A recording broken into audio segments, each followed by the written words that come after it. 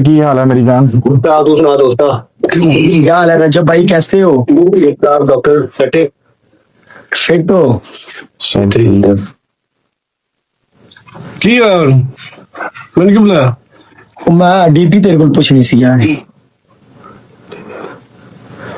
किसी में बड़ा तंग है चीज पता नहीं लगता कौन खड़ा बैठा है। जी व्यूअर्स, जैसे कि आप लोगों ने देखा है कि लाइव में जो है रजब भट्ट अभी मौजूद ही थे, तो उमर भट्ट जो है वो भी वहां पर आ गए, जिसकी वजह से आपको पता है नाज़रीन, ये एक लाइव मैच होता है, इसमें कुछ पता नहीं चलता है कि कौन आ रहा है कौन जा रहा है। ठीक है, जैसे ही रजब भट्ट ने उमर भट्ट को देखा, उमर भट्ट ने जो है ये चाहा कि वो रजब भट्ट से बात करें, लेकिन रजब भट्ट ने जो है उन्हें इग्नोर करते हुए जो है लाइव से निकल गए, जिसकी वजह से उमर भट्ट जो है उन्होंने थोड़ा सा इस चीज को फील भी किया है, क्योंकि मैच में बिल्कुल इस चीज का आइडिया नहीं होता है कौन जो है लाइव में आ रहा है या कौन नहीं आ रहा। वो बाय चांस ही जो है फ्रेंड्स रिक्वेस्ट एक्सेप्ट की